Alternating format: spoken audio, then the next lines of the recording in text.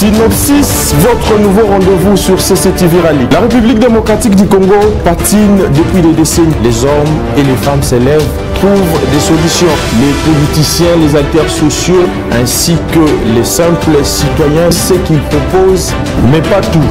Comment les propositions faites sont-elles réalisables, chiffrées à l'appui? Synopsis est donc là pour vous, pour ceux qui proposent des solutions, mais ceux qui maîtrisent leur sujet. Synopsis, c'est chaque vendredi à 21h30 sur CCTV Rally. Le rendez-vous est donc pris. À très bientôt.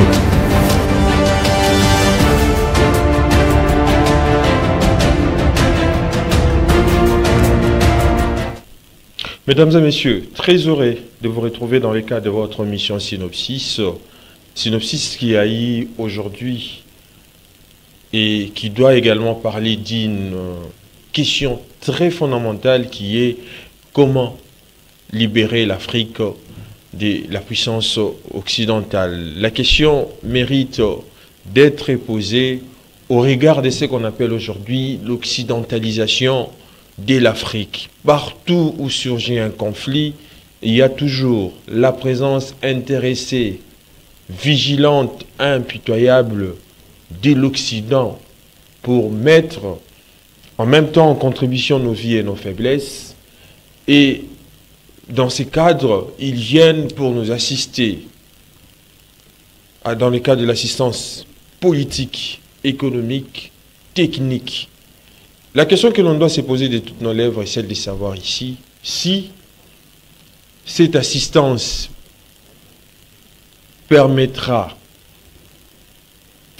ou telle à la République démocratique du Congo ou à l'Afrique de se développer, ou soit l'Occident, sa présence en Afrique se justifie par le fait de piller nos ressources naturelles, de venir nous dominer à travers leurs instruments mis en place en Afrique, notamment la religion. Voilà cette question que notre invité est donc censé de répondre.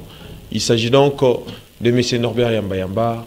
Il est d'abord chercheur, cadre d'Union pour la démocratie et le progrès social, et puis président de la nouvelle vision panafricaine.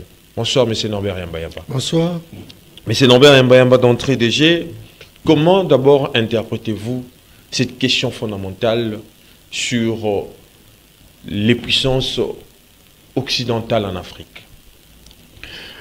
Merci Kabeyam pour l'invitation. Il faut reconnaître que l'Afrique, depuis la colonisation jusqu'aujourd'hui, est considérée comme continent problématique par excellence.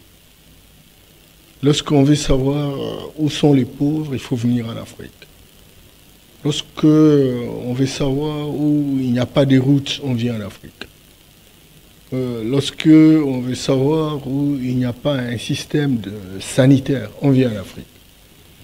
Lorsqu'on veut savoir où il n'y a pas un système économique, un système presque culturel, un système social, il faut venir en Afrique. Donc l'Afrique devient une unité d'observation de la pauvreté.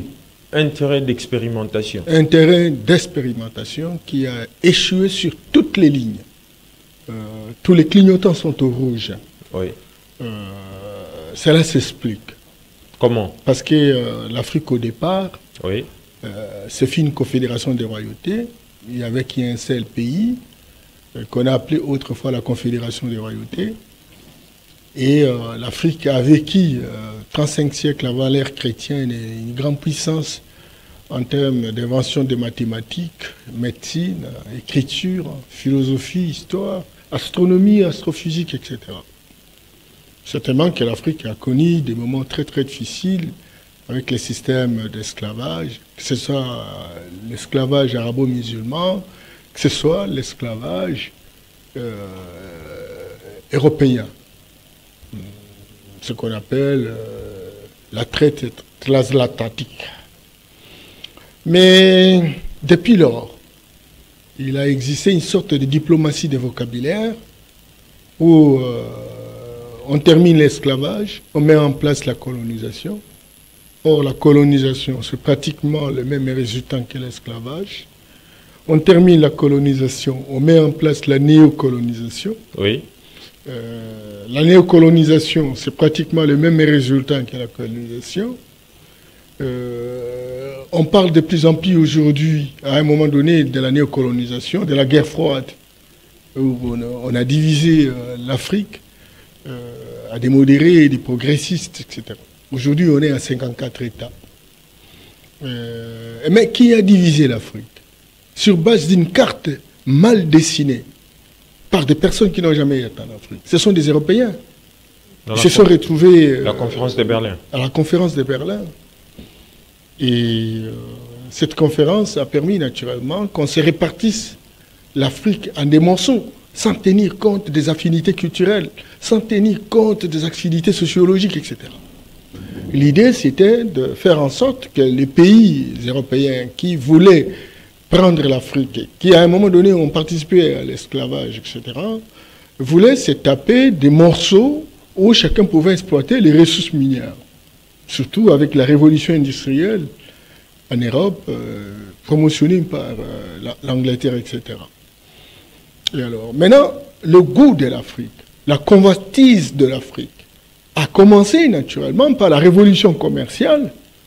Et cette révolution commerciale a permis naturellement qu'on ait besoin des hommes et des femmes qui pouvaient véritablement travailler dans des plantations. On est venu piquer en Afrique. On les appelait des esclaves, des gens sans salaire, des gens qui travaillaient de matin au soir, tantôt à la maison comme domestiques, ce qu'on appelle les nègres de maison, tantôt dans les plantations, dans des fermes, comme nègres des champs, etc. Et lorsque est arrivée la révolution industrielle, et puis bon, voilà, donc ils avaient besoin de matières premières pour transformer, parce qu'il y avait des industries. Et raison pour laquelle ils sont venus, ils ont décidé de s'installer sur place ici chez nous. Et donc, lorsqu'ils s'installent, ils ont organisé la conférence, et voilà, on a saucissonné l'Afrique. Ils ont commencé à piquer les ressources naturelles qui étaient dans nos pays, etc. Et voilà, croyez-moi, lors de la conférence de Berlin, parce que d'aucuns ne savent pas que les États-Unis faisaient partie naturellement de cette conférence. Il a été invité, ils ont été invités, il y a aussi la Russie était là-bas. Mais la Russie qui est présentée aujourd'hui comme modèle. Oui, attention, modèle, ça veut dire quoi? On va en parler, parce qu'il ne faut pas se tromper d'adresse. Et donc, les deux puissances ont dû participer à la Deuxième Guerre mondiale, et grâce aux États-Unis, grâce à la Russie, à l'Union soviétique à l'époque, on a gagné la Deuxième Guerre mondiale, on a neutralisé l'Allemagne. Et les deux vainqueurs de la Deuxième Guerre mondiale, associés aux vainqueurs connexes comme la France, l'Angleterre, n'est-ce pas, se sont retrouvés pour dire qu'il fallait monter un nouvel ordre mondial. Et cet ordre permettait de mettre en place des instruments comme l'Organisation des Nations Unies, l'ONU. Ils ont mis en place ce qu'on a appelé la gestion monétaire dans les institutions de Bretton Woods. Donc, vous avez la Banque mondiale, vous avez le Fonds monétaire international. Aujourd'hui, c'est suppléé également par des banques régionales, des banques régionales, etc. Le club de Paris. Et voilà, les vainqueurs de la Deuxième Guerre mondiale, qui ont mis en place ce qu'on appelle des structures des Nations Unies, des organismes comme l'OMS, des organismes comme PNID, ONSF, FAO, compagnie, etc. Ce sont des organismes qui ont été mis en place par les vainqueurs de la Deuxième Guerre mondiale. C'est très important. Et donc, toutes ces institutions sont idéologisées. Et toutes ces institutions surveillent les pays qui ont connu des déboires. Et plus précisément, l'Afrique qui est du reste un terrain de prédilection où même des graines pourries viennent germer. Donc, vers les années 50, vous savez que les Noirs les nègres qui étaient des esclaves ont été vendus dans les Caraïbes et ont été vendus aux Amériques. Ils ont travaillé dans les plantations. Certainement que, bon, les vainqueurs de la Deuxième Guerre mondiale, je ne parle pas de l'Union soviétique, je parle des États-Unis, ils ont estimé que c'était le moment de pouvoir accélérer le processus de décolonisation pour faire en sorte qu'on puisse mettre en place un nouveau système. Et c'est comme ça qu'ils se sont retrouvés, ils ont appelé tous les pays du tiers-monde, que ce soit en Asie, l'Amérique latine, en Afrique, ils se sont retrouvés naturellement à la conférence de Berlin. C'est en Bandung. Non, la conférence de Bandung. C'est en Indonésie, en 1955, oui, où on a créé ce qu'on a appelé le tiers-monde. L'idée, c'est de construire des relations entre les vainqueurs, je continue à insister, les États-Unis et l'Union soviétique, avec les pays du tiers-monde, dont on retrouve naturellement même la Chine à l'époque, parce que la Chine a connu des moments très très très difficiles. Elle a été c'est pas humiliée par les Japonais, par les Européens. C'est comme ça qu'on a eu Taïwan, c'est comme ça qu'on a eu ce qu'on a appelé Hong Kong. Donc, maintenant, c'est les États-Unis et l'Union soviétique qui prennent la direction pour surveiller et donner des orientations, continuer à exploiter à la place des anciens colonisateurs et mettant en place un nouvel ordre qu'on appelle la néocolonisation qui est dominée par l'impérialisme occidental. Alors, Kabeya, qu'est-ce qui se passe? Ils sont là, malheureusement, ils ont créé une sorte de guéguerre entre l'Union soviétique et les États-Unis. Et ils ont divisé le monde à deux. Tantôt, on retrouvait les progressistes qui étaient derrière l'Union soviétique communiste en son temps. Vous trouverez la catégorie des socialistes. Et vous trouverez les modérés qui étaient derrière les capitalistes américains, compagnie, etc. Et donc, une fois encore, l'Afrique est divisée entre les États-Unis et les Soviétiques. Pour quelle raison? Simplement parce que si à une certaine époque, l'Europe a été construite avec tout ce qu'on a exploité en Afrique, les États-Unis, comme l'Union soviétique, voulaient davantage bénéficier des richesses de l'Afrique. Et voilà, on est resté, excusez-moi, oui, on est resté, depuis les années de décolonisation, des indépendances, oui, jusqu'à 1989. 1989, vous connaissez ce qu'on appelait la perestroïka, le glasnost, etc., oui, où il y a eu effondrement, l'éclatement de l'Union soviétique, oui, 14 États se sont séparés, et est restée la Russie, et puis finalement, il y a effondrement également de la guerre froide. Cet effondrement de la guerre froide passe par l'éclatement de l'Union soviétique, ce qui donne la possibilité, naturellement, aux États-Unis de prendre le décide, de prendre la direction. Alors maintenant, quand, avec Gorbatchev, ils ont accepté naturellement de refondre le monde, l'Occident, qui croyait avoir gagné la guerre froide, au détriment, par exemple, des Soviétiques, n'a pas bien géré, naturellement, cet effondrement de la guerre froide. Et on est resté avec des petits soucis. Et c'est ce qui a apporté des la Russie, aujourd'hui, la Russie est là. Il dit, mais on a consenti, on a accepté. Et d'ailleurs, à l'époque, on ne voulait plus parler de l'OTAN, parce que finalement, il n'y a plus de guerre froide. Et puis finalement, l'OTAN s'est reconstitué. Et les anciens pays qui faisaient partie, des 14 pays qui faisaient partie de l'Union soviétique, dont notamment l'Ukraine, qui constitue aujourd'hui les problèmes de la guerre, compagnie, etc. L'Occident, il a été demandé de ne pas quadriller, naturellement, la Russie. Et voilà. Curieusement, beaucoup de ces pays, l'Occident a leur attendu la main au point où de demander de faire partie non seulement de l'Union européenne, mais de l'OTAN.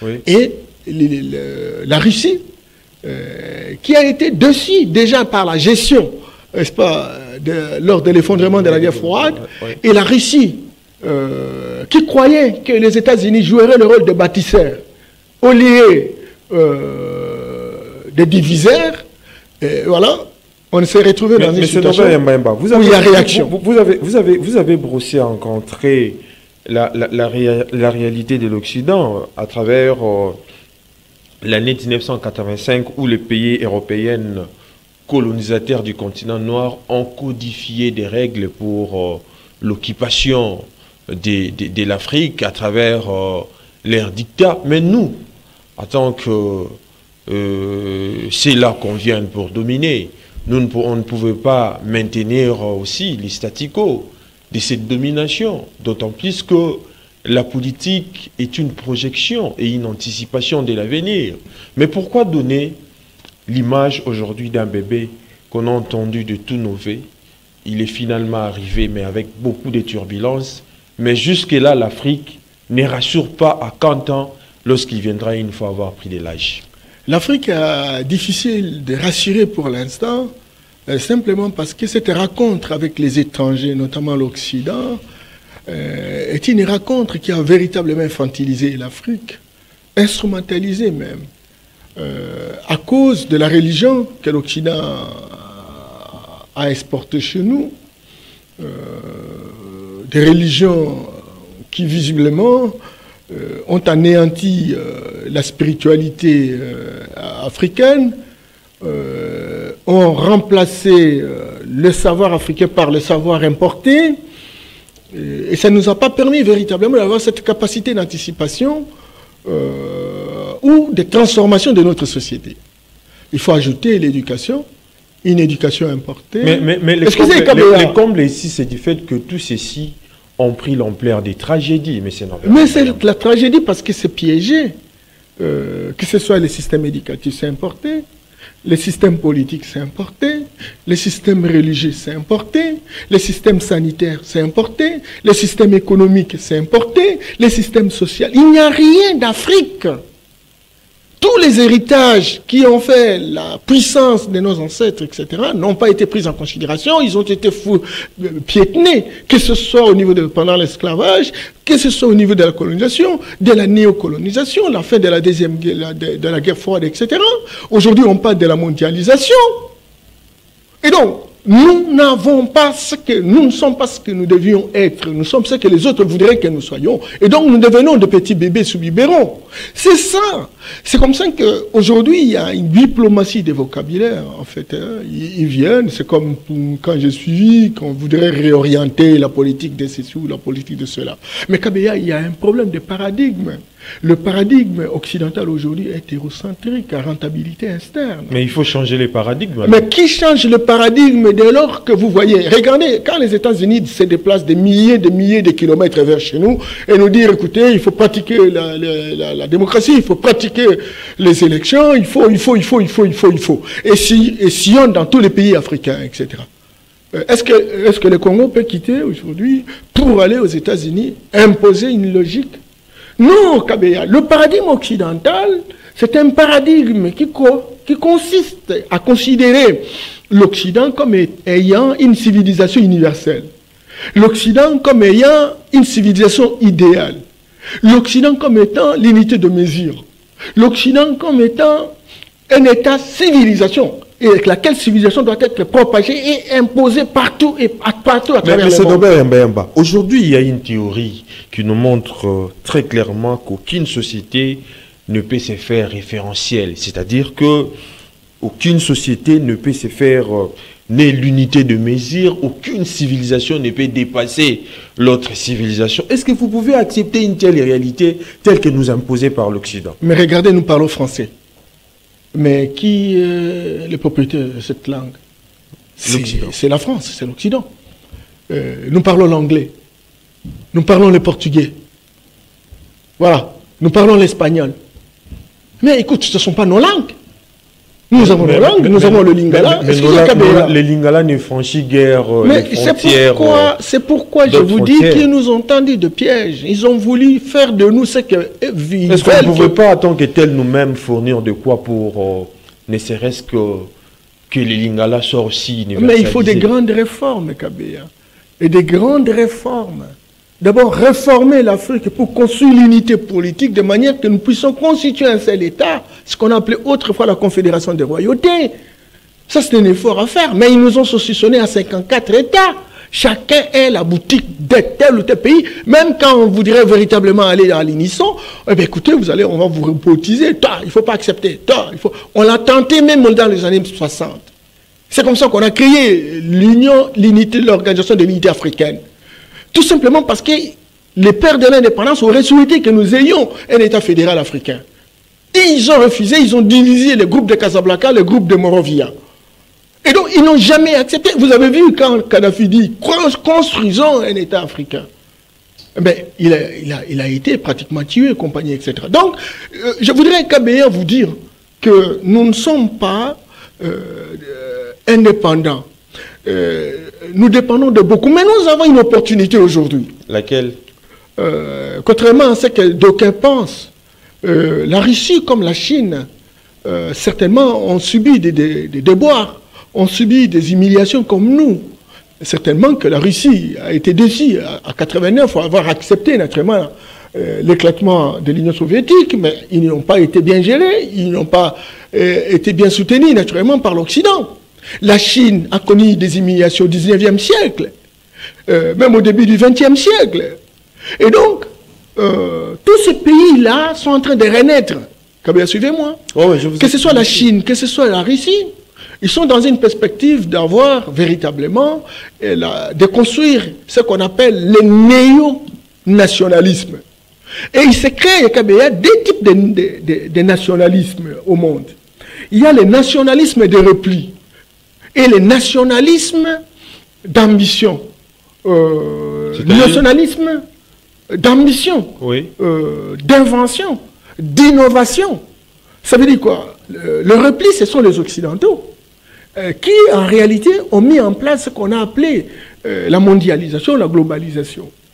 Et cette mondialisation s'est retournée contre eux. Ils ont dit libre-échange. Aujourd'hui, c'est la Chine qui déverse véritablement ses produits. Vous savez, la Chine tire plus de 460 milliards de dollars des États-Unis. Les États-Unis, par rapport aux échanges avec la Chine, n'a que 135 milliards de dollars.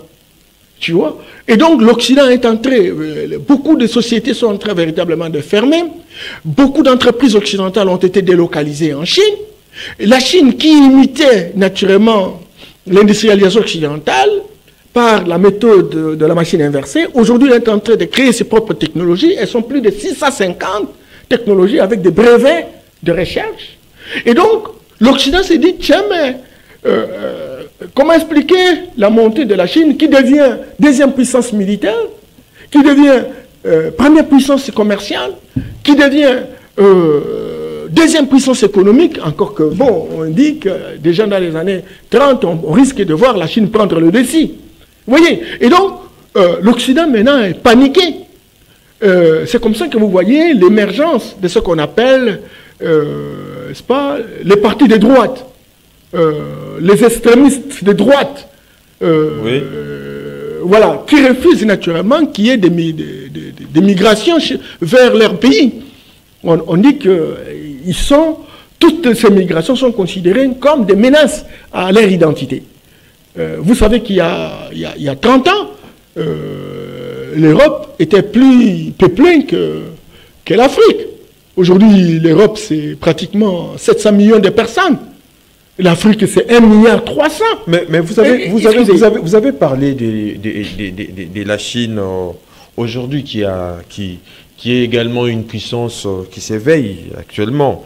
Est-ce que faudra-t-il admettre que les partenariats avec la Chine constituent aujourd'hui la voie qui offre le plus de chances pour l'envol de l'Afrique? Je voudrais simplement dire, et c'est là justement la difficulté chez nous en Afrique. Oui. La Chine a créé un mouvement de résistance pour créer aussi un État civilisationnel. Les Chinois sont arrivés naturellement à mettre en place leur paradigme. Un système de valeurs pour lesquels ils sont très capables de pouvoir rebondir et rebondir davantage. Pourquoi? Simplement parce qu'ils sont partis n'est-ce pas, d'un arsenal de valeurs qu'on appelle le confucianisme. Et ce confucianisme, c'est un ensemble de valeurs qui, visiblement, sont comme des lois traditionnelles. Et ils ont combiné le capitalisme, ils ont combiné le communisme et le confucianisme. Oui. Et donc, les trois systèmes de valeurs font un système de valeurs inventé à la différence du système de valeurs occidental, qui est du reste le paradigme occidental à rentabilité externe. Maintenant, la Chine, au lieu d'emprunter la démocratie occidentale, la Chine a construit sa propre démocratie. La Chine a construit son propre système économique. La Chine a construit son propre système technologique, électronique. Aujourd'hui, la tendance et le combat pour la Chine aujourd'hui, c'est d'avoir le monde, de prendre le défi sur la digitalisation, sur la révolution numérique. Mais face à ce que vous venez d'évoquer, faudra-t-il admettre aujourd'hui que l'Afrique, en fait, l'Occident, est un démon ou un ange pour l'Afrique? Regardez, Kabea, ce que nous faisons, c'est pédagogique. Et je dois vous avouer que ce soit la Chine, aujourd'hui, la Chine augmente, accumule des ressources. Et depuis que la Chine est Chine, elle n'a jamais eu de bases militaires en Afrique. Aujourd'hui, la Chine a des bases militaires en Afrique, à partir de Djibouti. Qui est un petit pays de 4000 km², mais qui est le centre de commerce, où l'on retrouve les Américains, on retrouve les Français, les Turcs, les Russes, les Anglais, etc. Les Chinois ont installé aussi leurs bases militaires. Aucun pays n'a de bases militaires à l'étranger.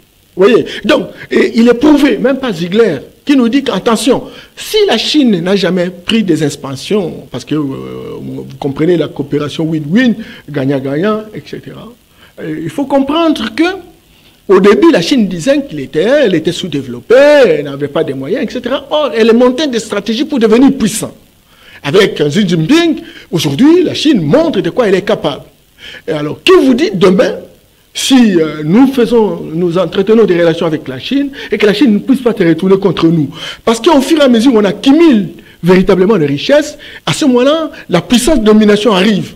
La preuve, c'est que vous avez une base militaire à Djibouti. C'est que très clairement, que ce soit la Chine, que ce soit la Russie, que ce soit les États-Unis, on n'est pas rassuré qu'une puissance puisse travailler à notre place.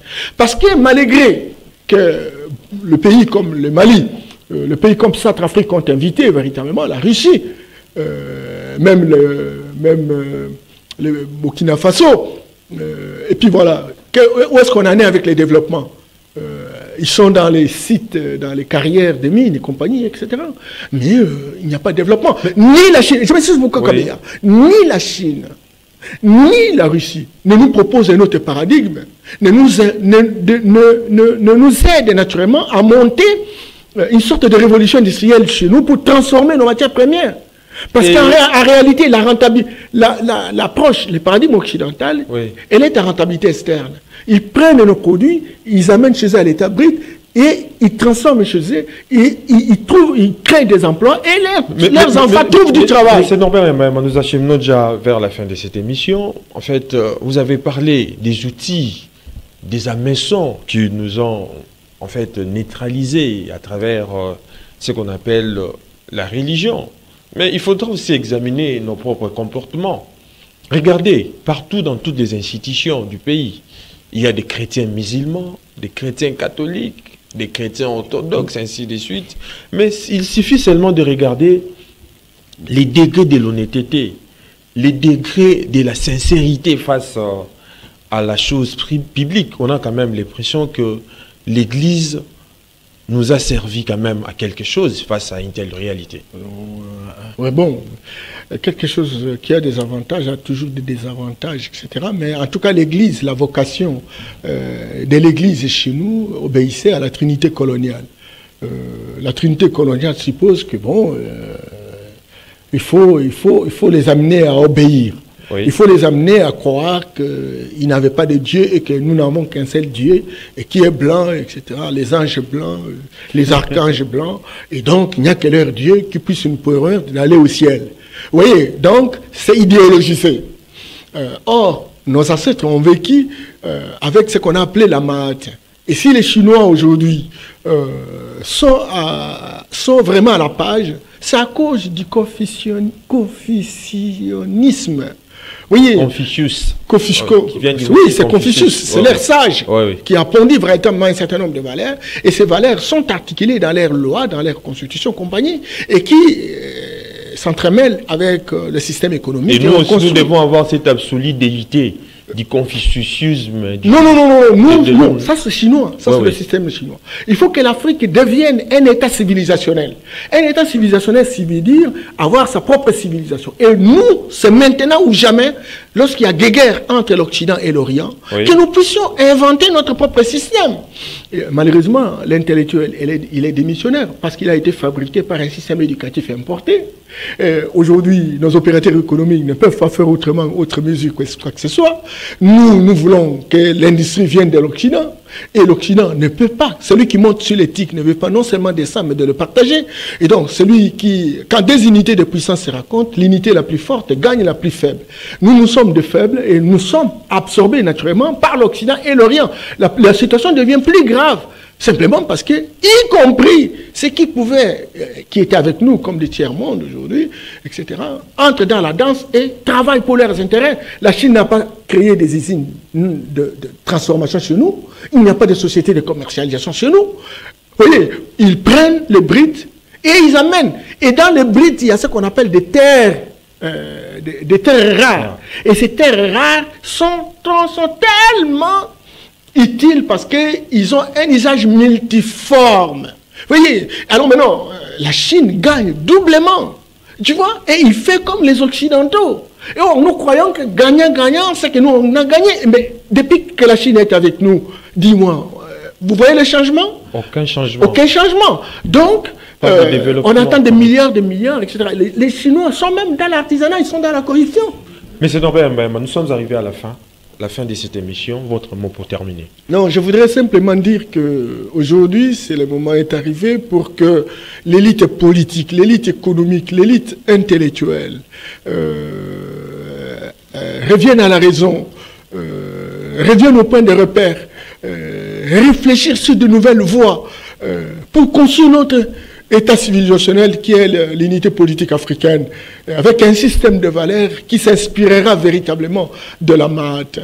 Certainement qu'on ne va pas inscrire les greffons culturels, pourquoi pas, mais au moins que nous ayons notre propre fondation, que nous ayons nos propres héritages traditionnels, et c'est comme ça que nous allons inventer. Ça va prendre le temps que ça va prendre. La Chine n'a pas fait un siècle pour rebondir comme il le fait aujourd'hui. Et nous avons intérêt à poser véritablement des jalons. C'est de cette manière qu'on va relever le défi, et le vrai défi, c'est de lutter contre la pauvreté de notre peuple. Le reste est derrière démagogique. Très bien, c'est par ces credos de M. Norbert Mbayamba que nous mettons un terme à cette émission. On se retrouve le vendredi prochain avec un autre invité, mais d'ici là, portez-vous bien et bonne suite des programmes sur Canal Congo Télévision.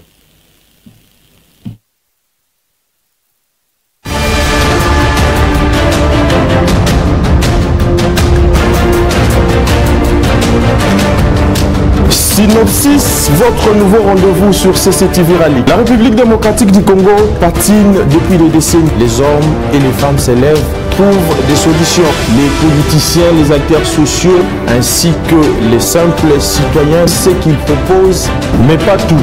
Comment les propositions faites sont-elles réalisables? Chiffres à l'appui. Synopsis est donc là pour vous, pour ceux qui proposent des solutions, mais ceux qui maîtrisent leur sujet. Synopsis, c'est chaque vendredi à 21h30 sur CCTV Rally.